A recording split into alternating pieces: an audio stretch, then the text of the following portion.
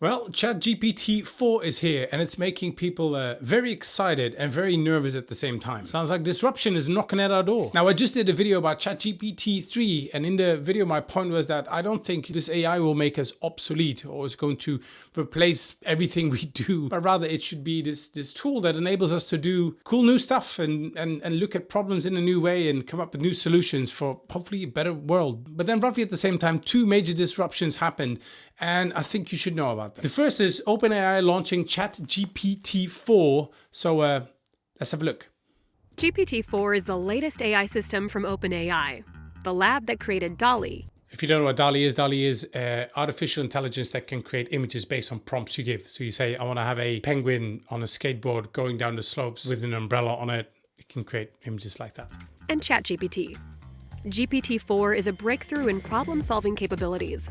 For example, you can ask it how you would clean the inside of a tank filled with piranhas. Pretty simple. Apparently you can.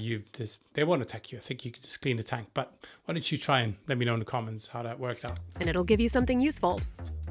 It can also read, analyze, or generate up to 25,000 words of text. Which is one of the biggest differences. So before, I think GPT only had a couple thousand words. This has already went up to 25,000. Now, this is from 3 to 4. Now imagine version 15 or 150. It can write code in all major programming languages. And I saw an example today of somebody said, write the code for a website with 10 dad jokes. And it, just like that, wrote the code, you insert HTML and had a functioning kind of landing page with 10 pretty lame dad jokes. And it understands images as input and can reason with them in sophisticated ways. Most importantly, after we created GPT-4, we spent months making it safer and more aligned with how you want to use it. I was part of this online launch yesterday, and some of the pushback was around this, whether it's now so safe. It's been stripped back. Like, we have a diet version, a light version of what it can actually do. And some people argue that it's following more this agenda than that one, but it's stripped down. But still. The methods we've developed to continuously improve GPT-4 will help us as we work towards AI systems that will empower us all. So yeah, it's bigger, better, faster, stronger, and it's behind the paywall.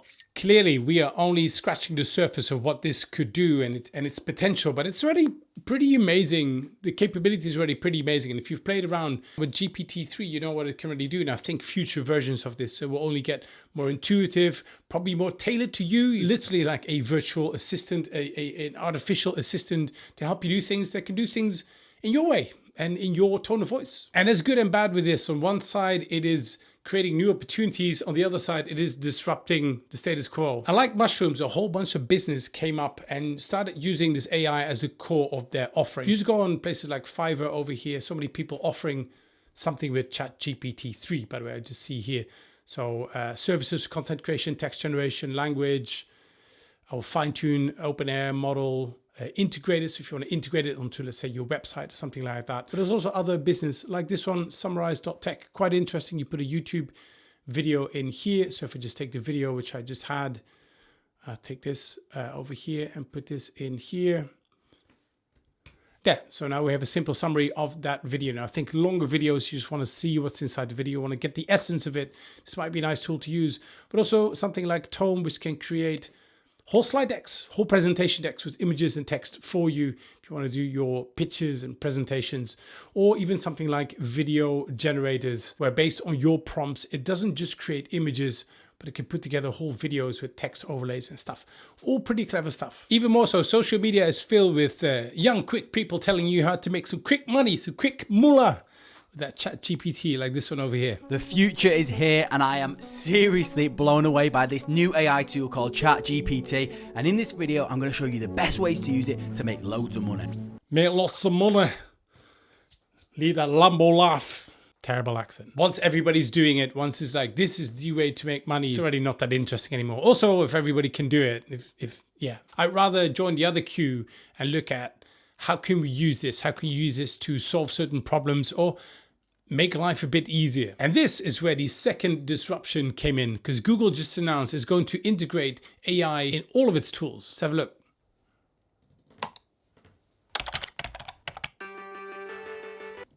Hello, Blender.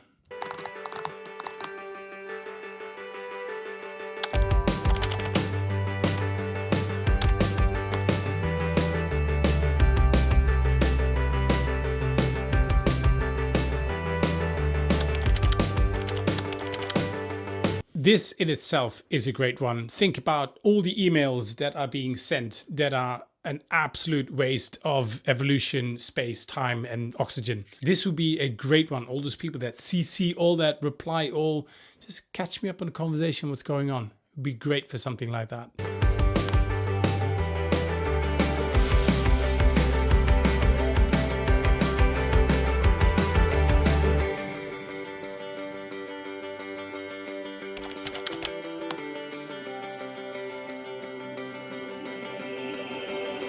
Helping you write emails will be a lot easier without any typos or grammatical errors, or maybe even in a certain tone of voice that works for you.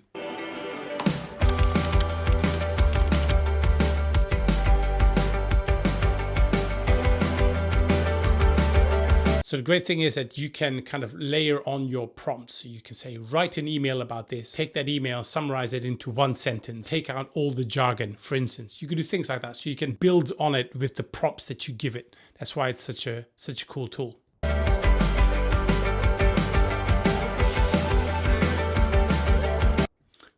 Whimsical. I don't think I've ever written something that was whimsical.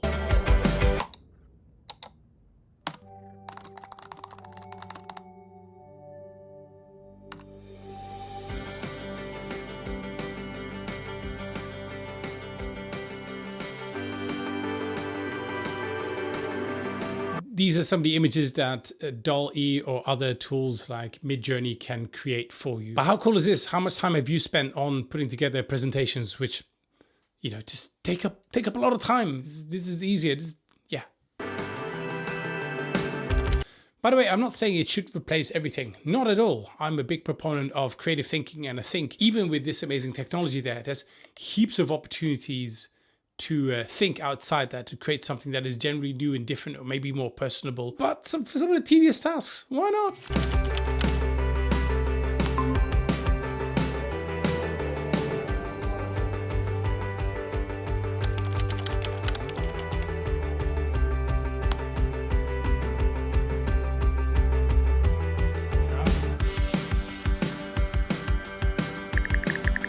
And this is the only thing I would be a little bit worried about. Personalize the messages and then just hit send. I would still want to go through it, because as OpenAI has already announced, it's not perfect yet. You'll still need to do a bit of homework because it still's got flaws in it. But yeah.